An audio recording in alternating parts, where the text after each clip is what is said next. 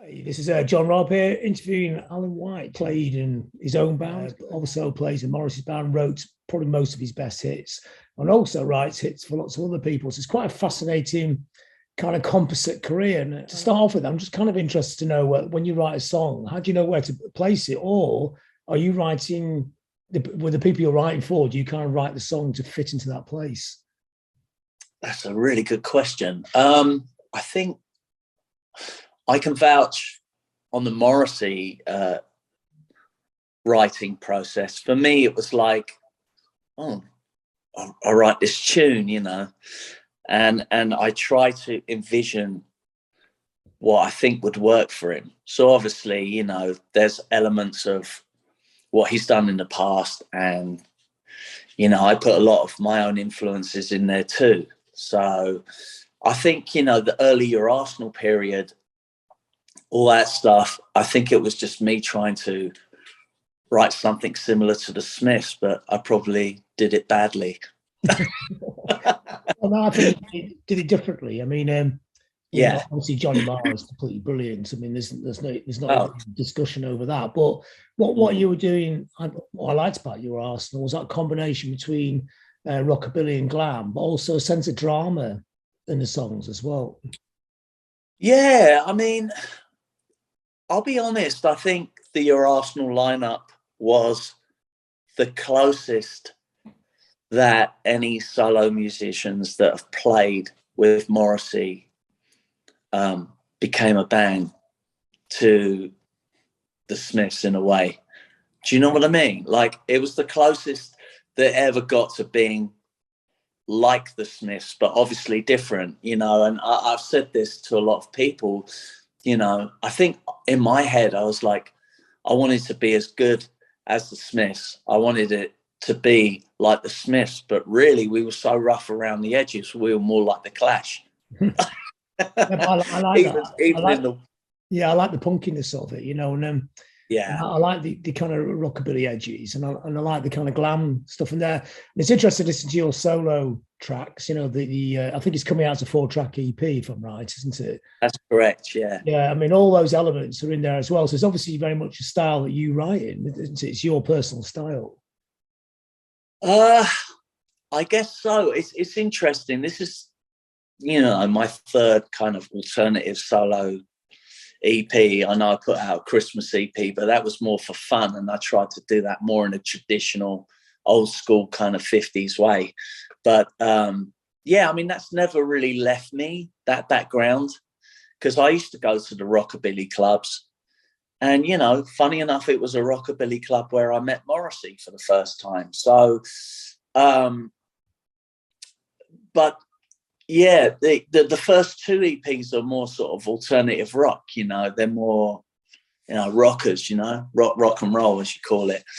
And this new EP definitely has more of a 50s and 60s feel to it. And Gary Day, funny enough, the bass player, was like, this stuff you're writing or this stuff you're doing, it's a lot like Richard Hawley. And I was like, yeah, I've heard of Richard Hawley. What's his stuff like? Oh, he goes, you'll love it. So he turned me on to Richard Hawley, and I've been listening to a lot of his stuff recently, and it's absolutely terrific. I didn't realize he's putting out such great body of work. So yeah, it is, and it's interesting. I mean, because he's probably so localized, but he's quite big in the UK. Probably not so. Yeah. But it's not that far away from what you're doing. His stuff has that sense of drama to it, but also that rockabilly and even a touch of a glam edge as well. Yeah, I just think he tackles the retro elements, and I hate using that word retro, but he tackles all the best instrumentation from 50s and 60s, and he seems to incorporate it into his music. And kudos on him, man. It's pretty awesome. Do you know what I mean? Was that the music you grew up on? I mean, I think, were you born in 1967, if I remember? Yes, I was, yeah. So, so slightly after rockabilly. That's probably slightly after glam. I suppose your introduction music age is going to be about late 70s. But do you have memories of glam? I mean, or am I barking up the wrong tree? Is there no glam at all? Excuse me. No, it's interesting. You know, when I was 4 or 5, you know, I grew up listening to my mum's records, you know, and it's funny. She had like Grateful Dead, which I wasn't crazy into, but she had, you know, Jimi Hendrix, The Doors, and that stuff blew my mind. And early Beatles, like A Hard Day's Night record, and Revolver, which is terrific. And then she had like Ray Charles, and she loved early Elvis, you know, back in the day. And I'm surprised she didn't have any original Elvis records in her collection. But it was later. My brother got me into the whole rock and roll thing. Glam, yeah, I grew up on a lot of that stuff too. You know, Mark Bolan, obviously, Sweet, and Slade. I used to love Slade. You know, what a terrific band they were. One of the greatest rock and roll bands that the UK's ever produced. It's a shame. I mean, it's brilliant. They kind of clowned around. It was fun, but it kind of disguised how good they were in the end, didn't it? Yeah. You know, yeah, definitely. No, it's like comparing, say, you know, Nelly the Elephant by the Toy Dolls, and that, you know, people just wrote them off to a certain degree, you know, but technically they're a fantastic band. Amazing. And he is a really great guitar player as well. They're phenomenal. No, they're amazing. And like, you know, people don't realize the great body of work that they put out. It's a funny thing in the UK, though. I think we're quite snobby that, you know, anybody who's not seen to be that serious, all that, the whole body of work gets completely dismissed, doesn't it? Yeah, it does. It's not fair, really, is it? You know, it's just left to the people that know. Is yeah. So was punk then a big impact for you? I mean, what was your alpha moment that sort of set your soul on fire? Yeah, obviously, I loved the Clash, and I loved the Jam, and obviously the Sex Pistols, of course. The Sex Pistols, when they blew up in '76/77, you know, I was quite young then. I mean, I would have only been 9 or 10, but I do remember the whole outrage, you know, towards the Sex Pistols. And you have to give them so much credit, because it takes so much balls, man, to be that outspoken, that out front. I mean, they couldn't walk down the street at a certain point. You know, they just would have gotten beaten up everywhere they went. They did. I mean, they literally did. Yeah. Crowbarred and slashed. It was crazy. Yeah, John got attacked, didn't he? And I remember the whole, you know, Teddy Boys punk rocker feud thing. It's funny, you know, the whole punk and rock and roll, they're kind of linked in a way. It's just different time frame, that's all. It's the same attitude.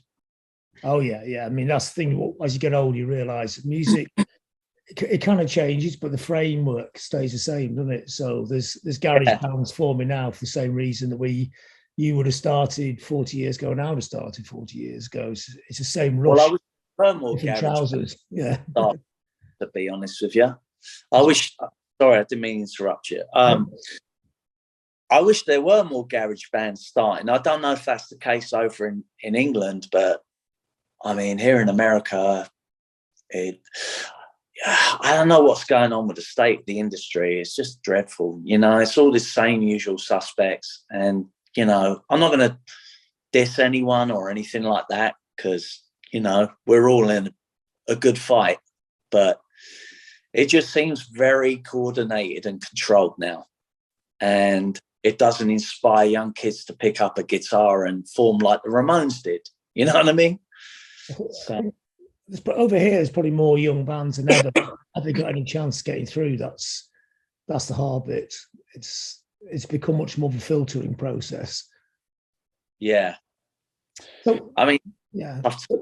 I mean, so what was the first music you could get out and actually play? Would it be rockabilly? Was that the one that was really all encompassing? And is your brother older than you? So would he be the prime kind of influence? Yeah. He was 3 years older than me. And I think the turning point for me musically and why I love Elvis so much was when he died. It was such a big deal. Like, it was massive. Like, there were people, regular mums and dads, walking down the street crying their eyes out, man. And, you know, my brother was really upset. He's like, oh, man, the king of rock and roll's just died. And I was like, oh, yeah. And I was upset about it, you know, but I didn't realize the enormity of just how cool Elvis was until they started showing on TV all the early movies like Loving You, Love Me Tender, you know, King Creole, Jailhouse Rock. They put all the early movies on, and I was just like, oh, wow, I want to do that. You know, no longer was it aspirations of trying to be good at football. You know, it was like, yeah, I've always loved music, but yeah, I want to do that now. So did you catch the sort of first psychobilly kind of scene, you know, the rockabilly revival? I did. Yeah, I mean, the Meteors, to me, you know, like the Sex Pistols were to punk, where they defined the image, attitude, and the music all in one. They owned punk. I'm not saying they were the true innovators of punk, because there were people before, but in terms of putting the image to the music, the Pistols had it in punk. The Meteors had that in psychobilly, even though you had Cramps, but the Cramps were more like punkabilly to me. I always think of the Cramps being a psychedelic band who just kept a very narrow parameter of what psychedelic was, which is basically 50 records on acid.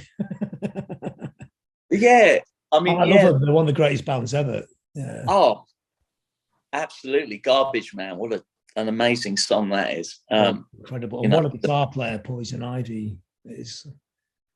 She's a legend. No, the Cramps are legendary, and you know, they were doing that in 77.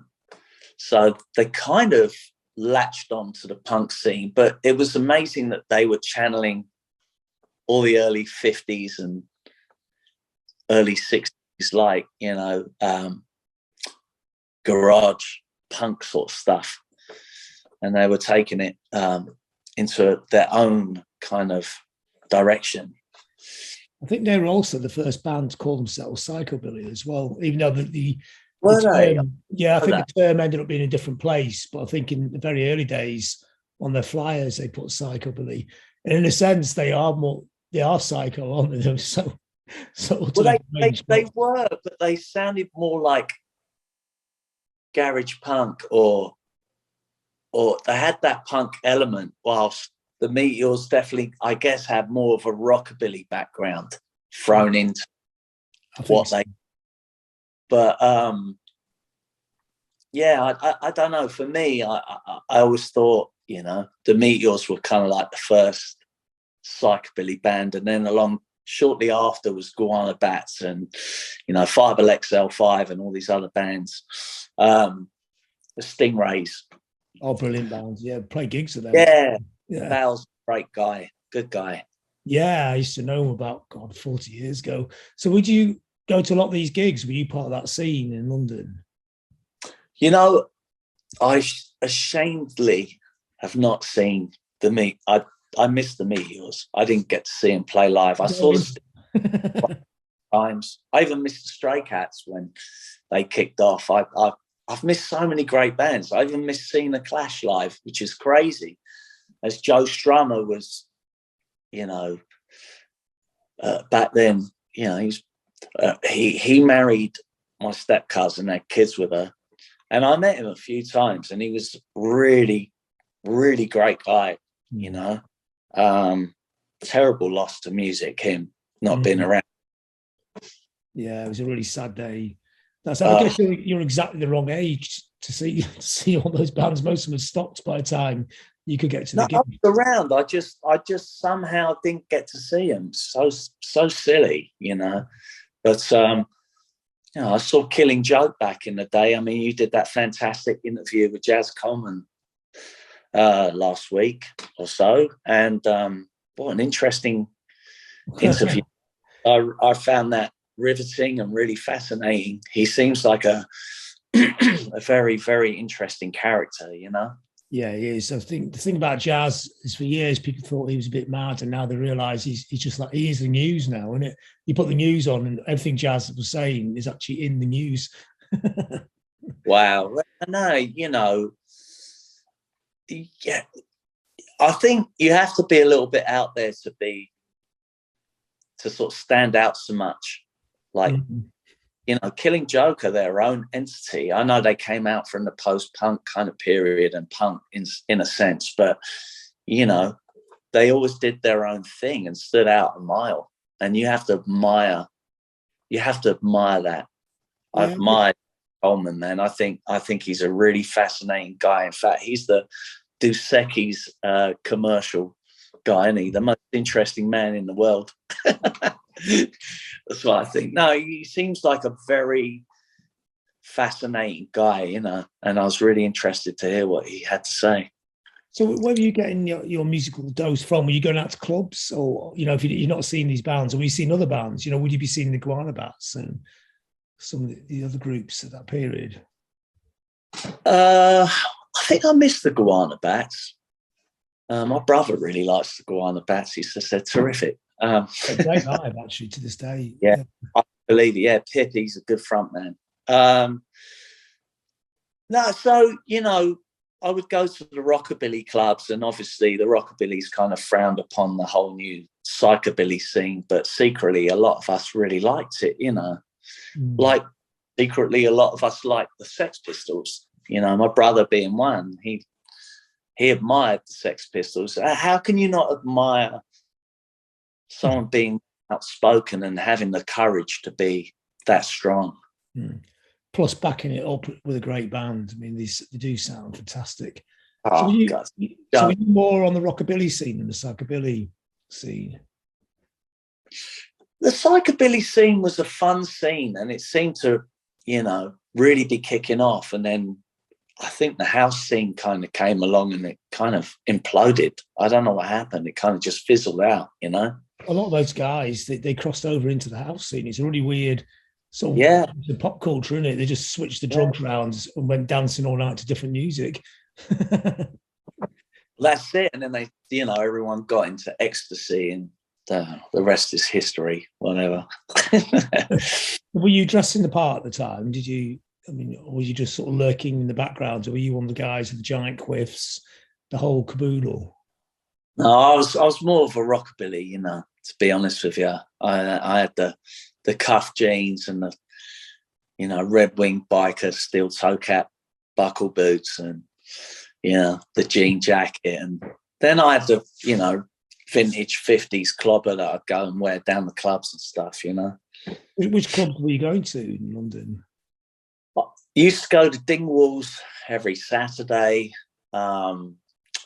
The Camden Workers Social Club, which was in fact in Kentish Town, which is where, you know, I shot my first video with Morrissey, funny enough, the Sing Your Life video.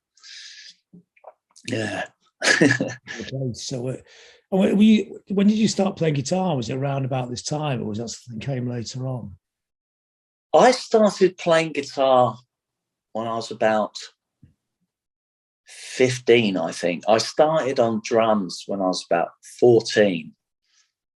And then I thought, oh, being a rockabilly band, you know, playing stand-up snare drum, singing, right? You know, like Slim Jim or something. And then I was like, nah, you know, I should maybe figure out how to play acoustic guitar, and, you know, and then started singing, playing acoustic guitar. And then, you know, I started dabbling in rock bands and as well, and kind of got into playing electric guitar, I guess, when I was 16. You know, what kind of bands were you in then? Was it quite diverse sort of groups, or was it straight rock and roll? I was in straight rockabilly bands, but then I was also trying out my own sort of independent indie kind of like rock stuff, you know, and that wasn't really going anywhere. But you know, I had a band called Memphis Flash, you know, named after Elvis, obviously, but that was like rock and roll band, you know, 3-piece sort of, you know, rock kind of band. But we kind of dabbled in the, you know, in some of the 50s stuff in there, but made it more punk, you know. Yeah, I mean, that's what's interesting about you. You do like embrace quite mainstream indie music, but also retain your sort of rockabilly kind of roots and flavour and sort of mix the two together, isn't it? And it sounds like that's something you've done right from the start. Yeah, maybe I wear my influences, you know, too close to my sleeve, as they say. But I guess you can't help playing what moves you. So, you know, I it's funny, you know, I used to collect these history of rock magazines. I don't know if you remember that magazine. And I had all of them. So I was very well versed in the history of rock, starting from, you know, late 40s right up, you know, to present. And what I realized is a lot of these indie bands, whatnot, alternative bands, they're doing it the same circuit that all the Sun artists like Johnny Cash and early Roy Orbison and Elvis and Jerry Lee were doing back in the 50s, you know. I guess rock and roll and rockabilly was alternative music then. So it, you know, rock and roll really, as you and I know, it's just about an attitude. But the thing is I incorporated all those things like The Who, like Hendrix, like the Pistols, like early Elvis, and some of the rarer rockabilly artists that I love, like Pat Cup and his Flying Saucers, you know, Sonny Burgess and Gene Vincent, obviously. I just threw it all in the melting pot, you know, and it comes out in what I do. It gives you a unique edge because, I mean, it's great that the rockabilly and psychobilly scenes are really purist. That's fair enough. But you were sort of beyond that level of purity, weren't you?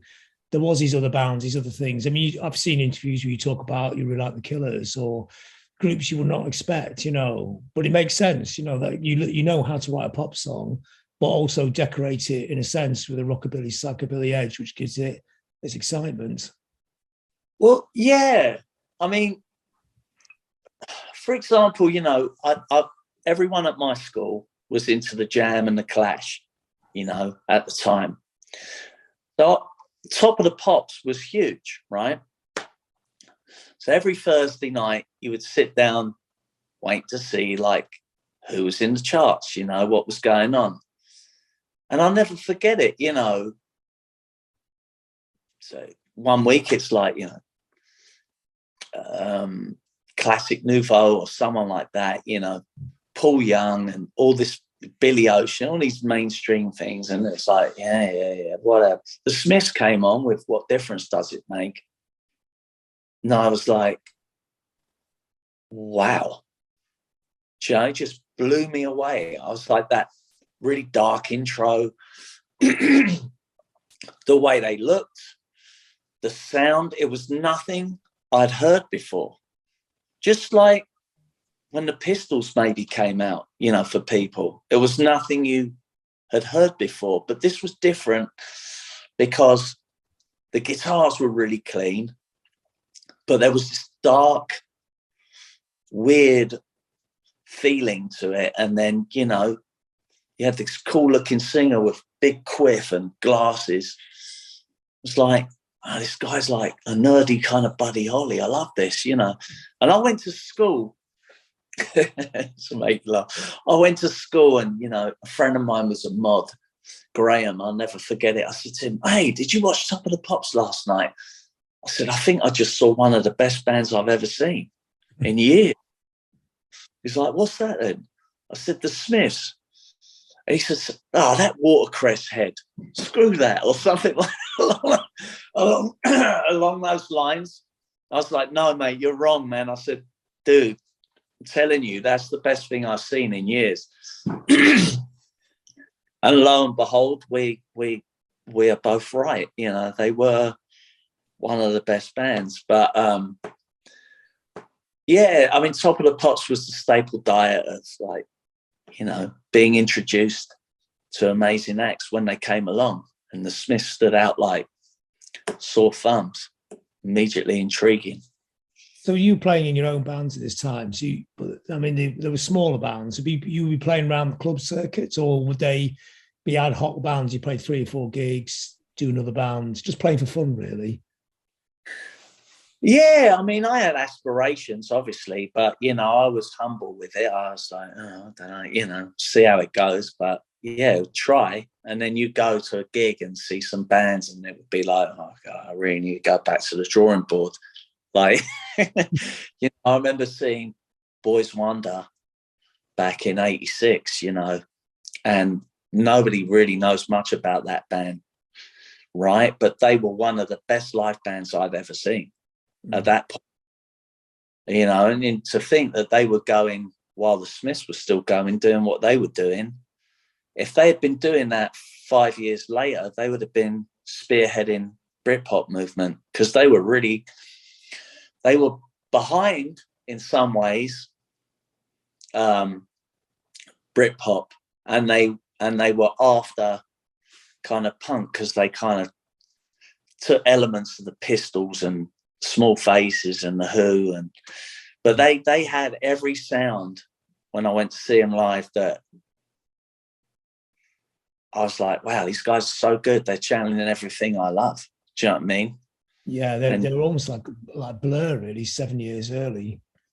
Absolutely. And you know, I think Blur were influenced by them, no doubt. Yeah, I'd imagine so. Yeah, I can remember the buzz around them, and I guess the image was just a little bit out of sync with everything else, wasn't it? Didn't they have little bits of tape on their eyes and things, and yeah. I mean, they had a kind of mod looking image, but they would wear flares and platform boots, and it sounds funny, but when you talk of it like that, you would think, oh, that's going to be a train wreck. But somehow they look brilliant on them, you know? Yeah, they look great. I mean, I think sometimes you can almost know too much. You can tell they're really versed in pop culture, but they knew too much about it. Sometimes the accidental bits are the bits that work, aren't they? Yeah, yeah. So you just played. So basically, until you bumped into Morrissey, that was your break, wasn't it? I mean, that was it. It was, to be honest, and that was the jump to being, you know, unprofessional to sort of professional, I guess. And it helped me become more like the guy that's the band in the box, where I could go home, program the drums, play the bass, do the guitars, write kind of in a song structure a piece of music. And that came about when Morrissey said, you know, do you write your own tunes? Well, I said, yeah, I do. And I did, in a way. When I met him, I'll tell you what happened. I'll try and make this quick. So he went to the Camden Workers Social Club, and I missed him. And I was like, oh, God damn. I heard he was looking for musicians. I was like, dude, I'm the man for this job, man. I've got to go for this. You know, I had nothing to lose. Mm. So I knew he was going to go back to the club. So I went there the following week. He didn't show up. Second week, he turned up. But this time I was prepared. And what I'd done is I had recorded 4 instrumental tunes that I thought he would like, you know, that I thought were kind of Smithy in a way, and in my naive attempt. And so I programmed the drums, played the bass, guitars, etc., done this instrumental tracks. I put my name on the cassette, like on a C60 cassette or something, you know, and number. And I just went up to him. I said, I heard you looking for musicians. I play guitar, a little bit of piano and harmonica. I'm the man for the job. Here's a tape to show you I can play. You know, if you're interested, give me a call. And I just walked off. Didn't think of it. Didn't think I'd get the call. And sure enough, I got the call. You know, it was pretty mad. And then Boz had also been circling around at that point. And he was involved in recording of The Loop, I believe. And they were still winding up the Kill Uncle B-sides, sort of like sessions, at Hook End Manor around December 1990. And I got called in to play piano on Pregnant for the Last Time. And to be honest with you, I was a little bit out of my depth, John. Like, that was a fast track. I wasn't good enough, to be honest with you.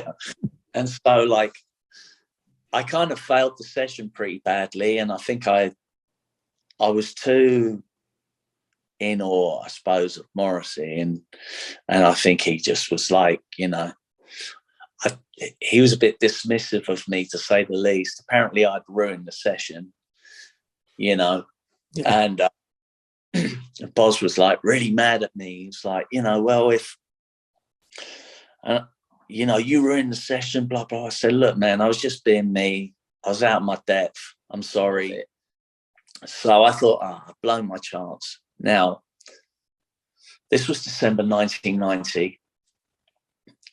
I tracked harmonica eventually on Pregnant for the Last Time, but you can hardly hear it. And it gets wrongly credited on the Sing Your Life EP for some reason, I think. Something like that.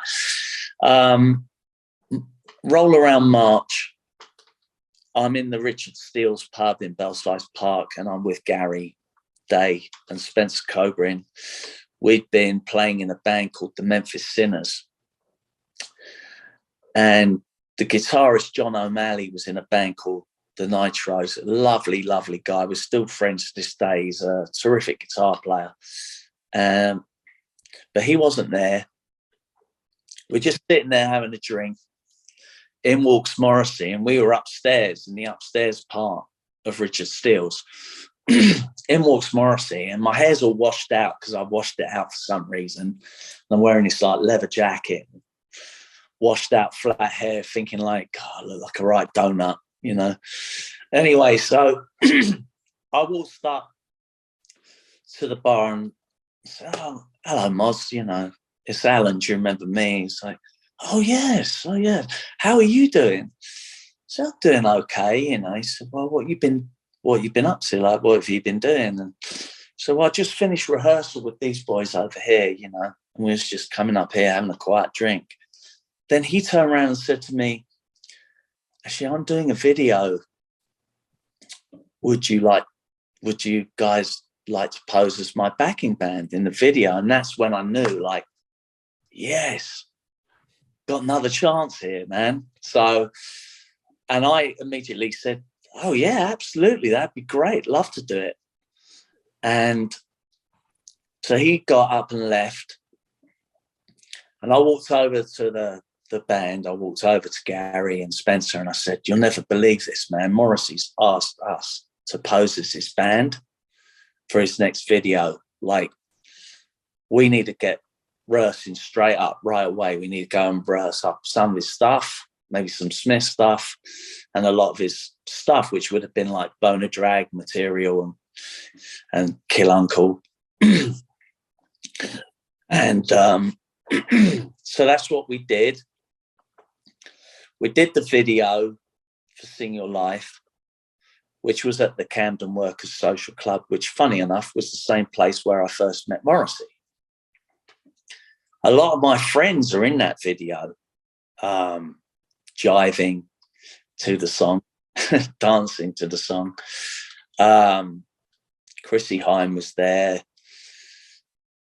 And we didn't really know the song. We just mimed, I suppose. Didn't really know the song. We mimed, but we quietly were hatching away, learning up Boner Drag material and Kill Uncle stuff. Did the video. Mark Nevin was doing the guitars then. And I think about 6 weeks after that, which I think was recorded around April 22nd maybe, or 24th, one of those dates, the Sing Your Life video. About 6 weeks after, I got a call from Morrissey's personal assistant saying Morrissey would like to, rehearse up with you guys to see if, it would work as a band.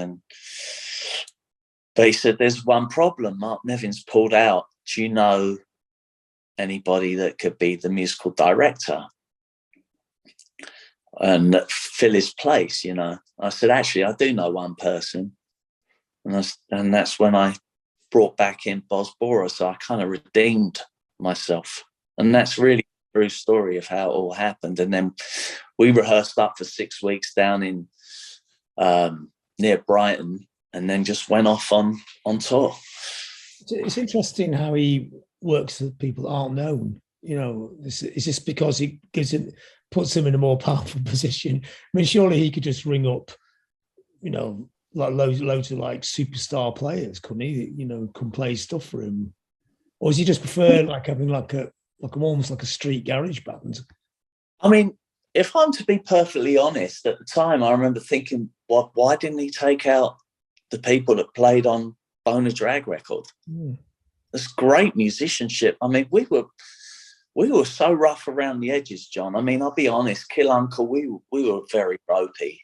But is this the reason? Is this a bit like Bowie getting inspired as a Mars to be his backing band because he wanted a raw-edged like band to give his songs a bit of an edge, that they may not have had, a few rough edges make it a bit more exciting, don't they? They do, but I will say this as well, John. He was looking for a certain image and element. That's why he was scouting around the rockabilly scene, I guess. And where we were, I mean, we could play, but we weren't great to start with. We were a bit rough around the edges. No one could touch us, man, the way we looked, because we dressed how we wanted to dress. We went up there looking like ourselves, and people were like, "Oh, they must have tailor-made their look or something." No, and that's how we were, man. We got up and played like how we looked. Do you know what I mean? I mean, of course. I mean, one of the great things about British rock and roll is the clothes are as important as the music, aren't they? And that's key. But I mean, I can understand the reasoning behind that. But he's pretty lucky to end up with somebody who wrote some of his best songs for him just because you like your jacket. Yeah, well, honestly, no one could touch us the way we looked, and I think in some ways that hindered us too in terms with the press, because the whole Britpop.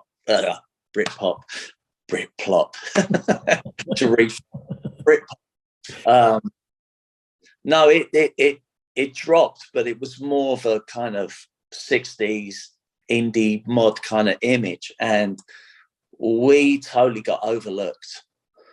But by the time we hit Your Arsenal, we were a mega band. Like, we were on fire. Well, it was a great comeback, wasn't it? Well, it was. I mean, Kill Uncle tour, we were a bit rough around the edges and we were finding our feet. But by Your Arsenal, we'd arrived, So not only did we have the look, we were tight, we were having it. Do you know what I mean? But the Enemy had the knives out, They had the knives out for Morrissey donning the Union Jack and us having Union Jacks on our ramps and stuff. Ridiculous. To stir up some controversy, just to get people chin wagging, maybe. I don't know, but I can tell you this: he's not racist. That's garbage, total garbage. But anyway, 2 years later, to even 96, everybody's donning the Union Jack from. Yeah. Blur to Oasis to Spice Girls, and it's like, there's not even a second thought. But I think things like, I remember Morrissey saying, I've written I've written to one of your tunes, but you won't like the title. And I said this on TV before, but I said, oh yeah, what's that then? It's called the National Front Disco. I nearly fell off backwards now. I was like, are you trying to get us killed? Like, what's going on? But, you know, that song is actually about losing somebody that joins the front, that joins a horrible organization. It's actually an anti-racist song. So, but, you know, you're going to cause a little bit of trouble with a title like that, aren't you? So the Your Arsenal album, and it's great sound, and it'd be great to talk about Mick Ronson, who produced it. It's the last thing he ever did, and he did a great job of it. I love the sound of that record. And what was it like working with the great Ronno? What can I say? I mean, I get teary-eyed when I think about him, to be honest, because he was such a lovely person, individual, incredibly talented, an absolute genius, and a complete unsung hero in my book. I mean, David was a bit naughty, let's just say that, you know. Mick Ronson should have been loaded. He should have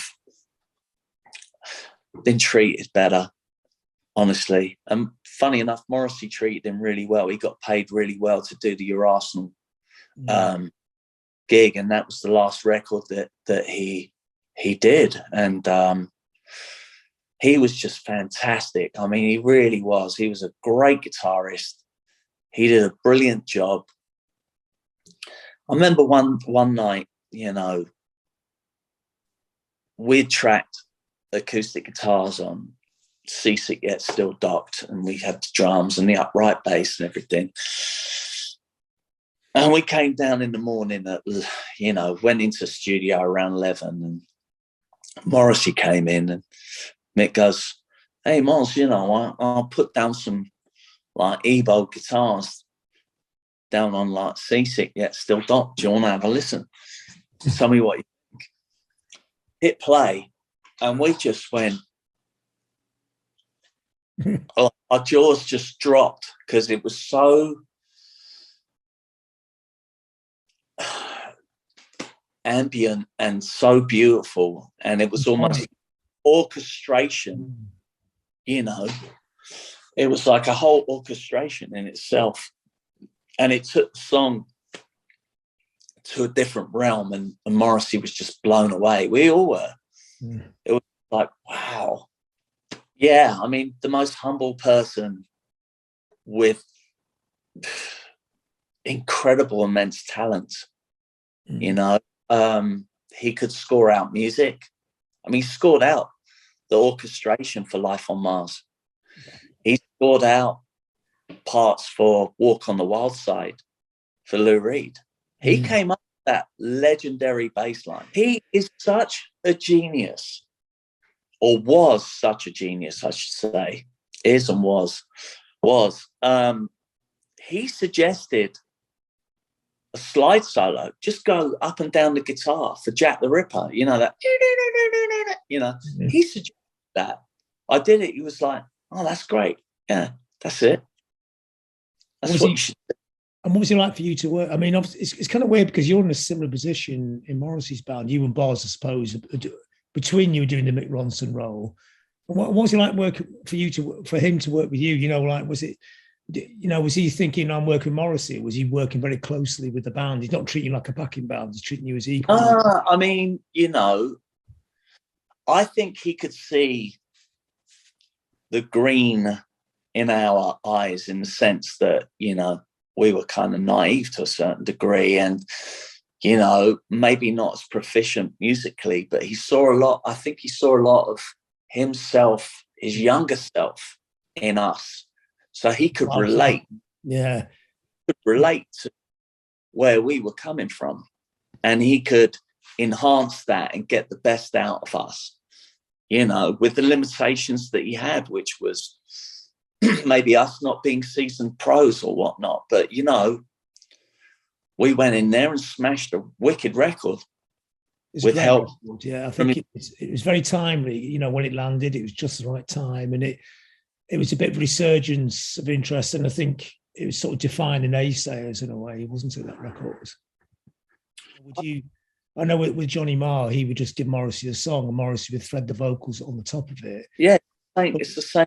It was the same premise. It was already written. You write them at home as demos, and Morrissey would just work the melodies out. The melodies would suggest coming out the chords for him. Yes, exactly the same process as Johnny.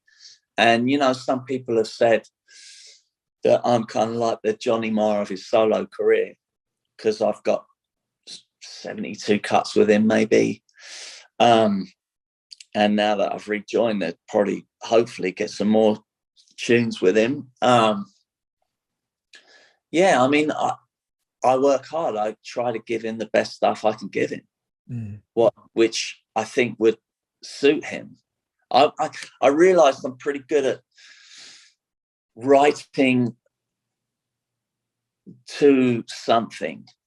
Like, you know, I've done a lot of TV work over the years, and it was like,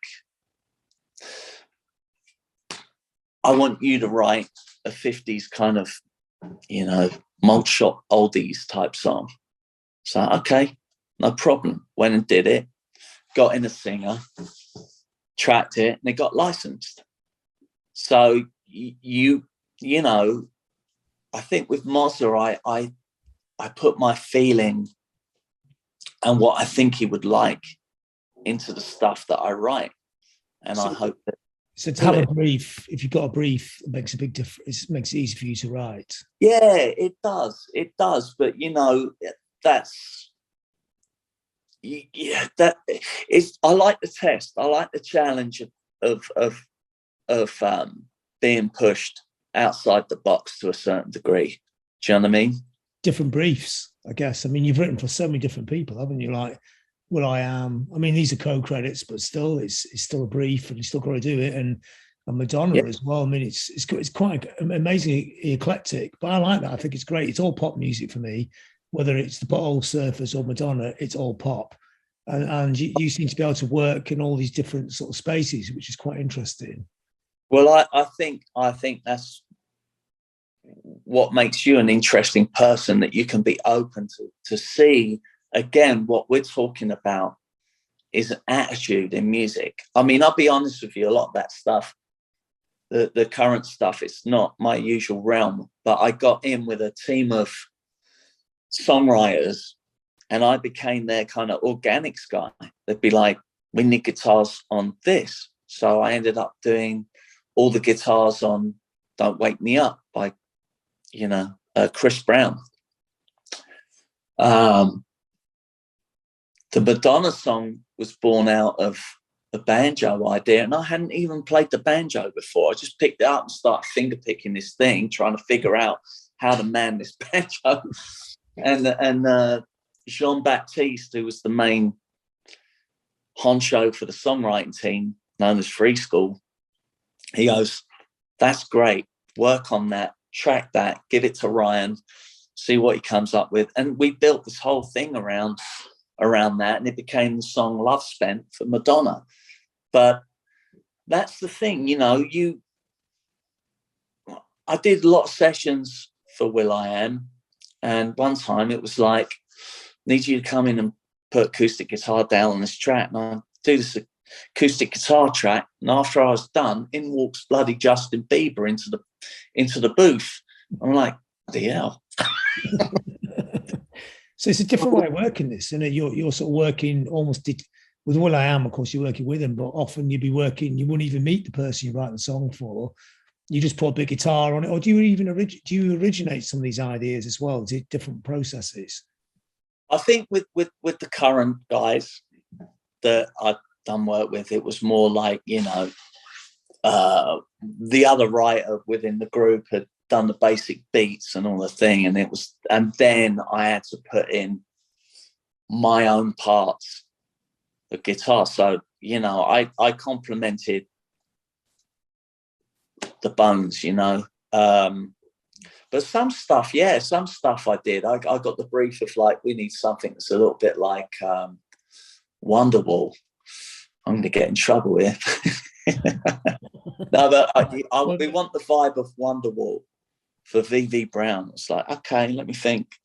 And I came out with this idea, and it became 10 Feet Tall. I actually did write that tune. But, you know, it's being open-minded enough to give something a go. And I would turn up to sessions and I didn't know what I was going to play. Like I would show up, they'd be like, we want you to play on this. I'll be like, okay, give me 5-10 minutes. Let me chord charts out and let me see what I can come up with. All right, I'm ready. Let's go. And do that. And, you know, it's very nerve-wracking because, you know, there's a part of you that has doubts and you think, oh, shoot, I really hope I do a good job here. I don't want it to not work out. But every time it's worked out. So it's been a good experience. Do you not have like a stockpile of tunes on your phone, you know? I do. I have bloody hundreds and hundreds of tunes. Yeah, it's funny. But again, you know, with the state of the industry, how it is now, people are finding alternative ways in making money. Like, for instance, the Libertines opened up their own hotel or something, right? Mm-hmm. Smart. Fair play to them. But you have to now think outside the box. You know, we're all fighting a good fight, John. You know what I mean? Well, like I said, you know, my solo project, I mean, I'm so underground. I'm probably 6 feet underground, but but, you know, for me, it's not about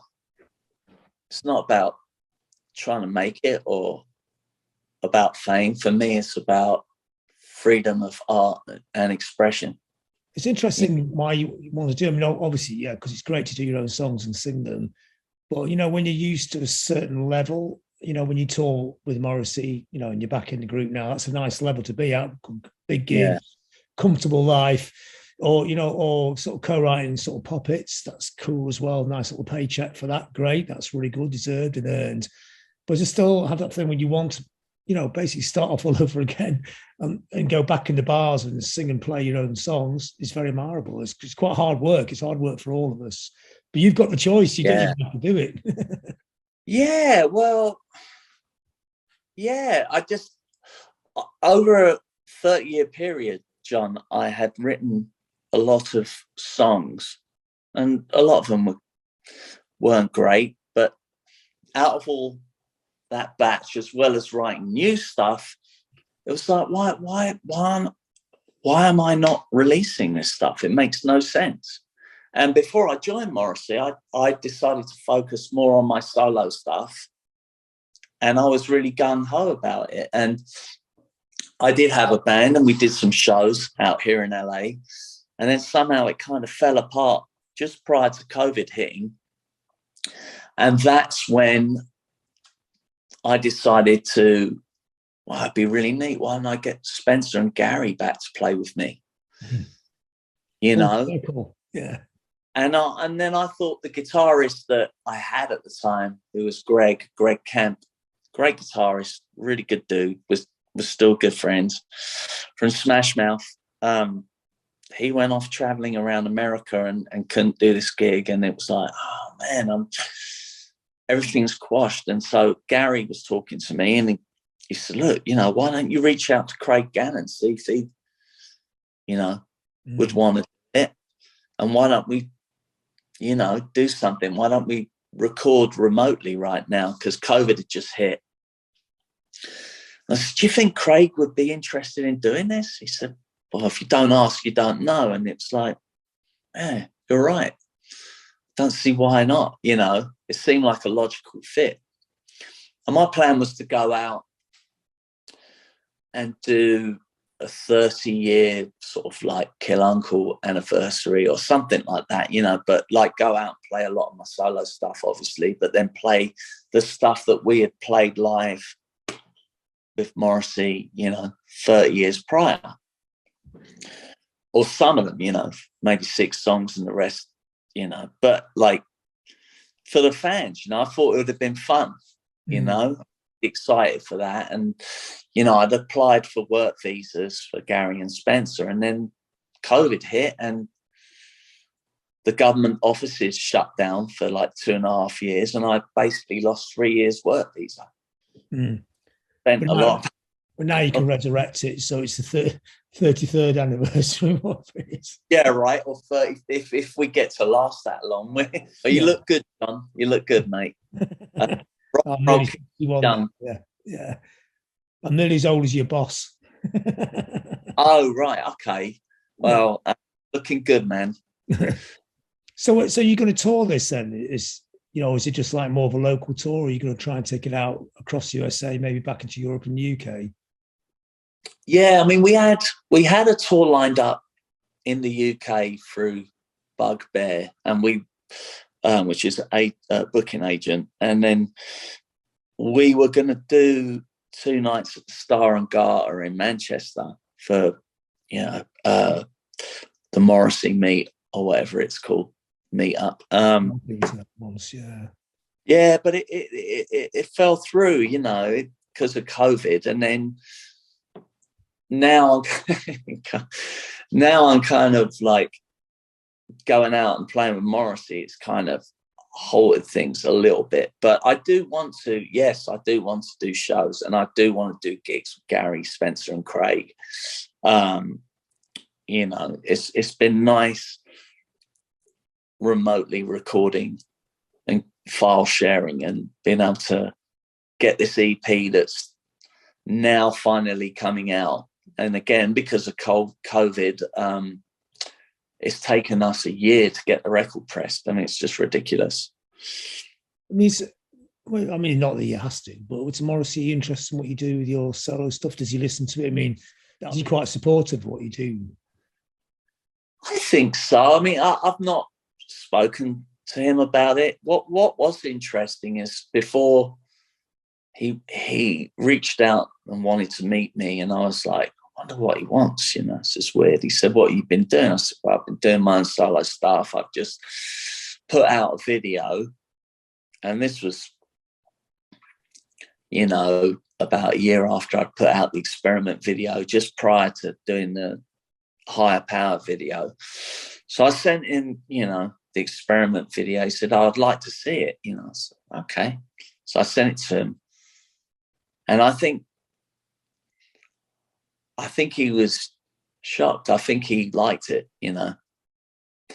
And so anyway, he met up with me and he said, would you be interested in writing a record with me? And it was like, duh, no brainer. I mean, you're like the best lyricist I've ever worked with. Why would I not want to? So, yeah, I mean, that's it.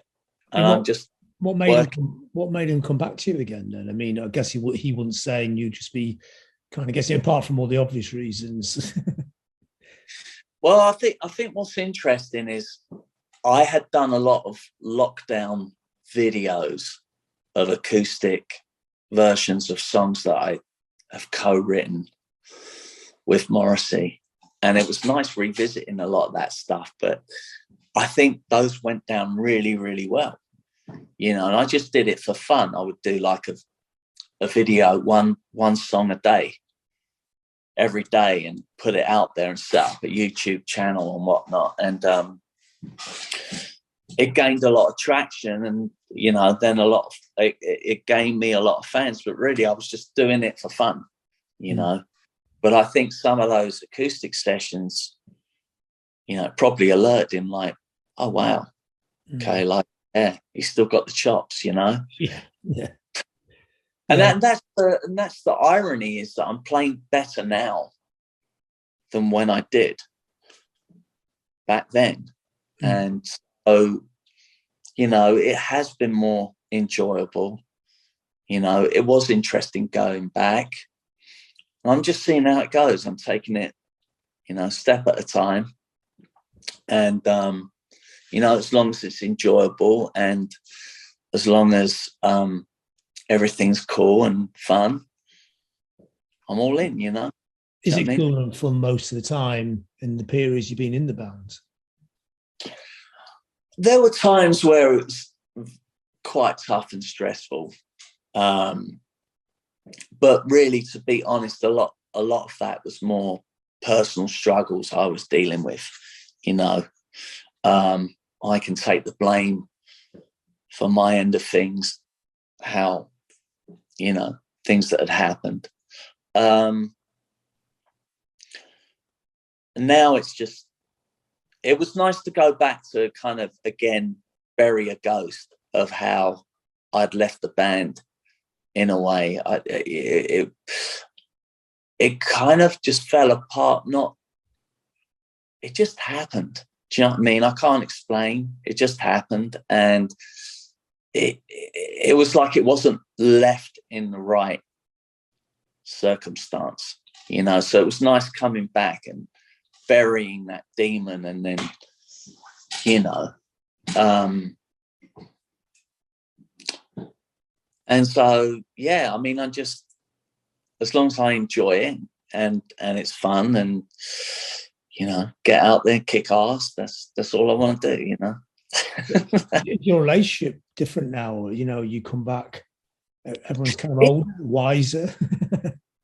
Well, I think so, yes. I think, you know, we're all a lot older. I don't think Morrissey wants any drama. I don't think any of us want any drama. We just, you know, want to get it done and have fun. And he seems to have changed for the better in a lot of ways, you know. He seems much more relaxed. I mean, we're getting to that age where friends and possibly family members are popping off, you know what I mean? And it doesn't matter how old you are. If your mum and dad go, it's hard, it's traumatic, you know. So you can't sweat the small stuff, is the saying, right? Do you know what I mean? There's no point in being petty in this life, you know. Just work things out, you know. And forgive, and, you know, and you know, soldier on, man, because life is hard enough as it is.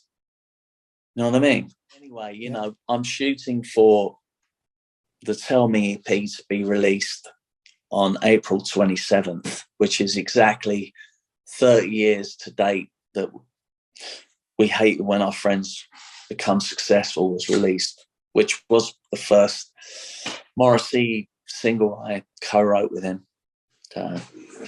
Thought might as well stick to that date, you know. Yeah, like a nice anniversary, like a full circle. Yeah. Yeah, well, kind of, yeah. Even though this is my third EP, but it's the first EP that features Spencer Cobra and Gary Day and Craig Gannon. And done some excellent guitars on it. I mean, he really is underrated, man. Great guitar player. Oh, really great guitar player. Yeah. Yeah.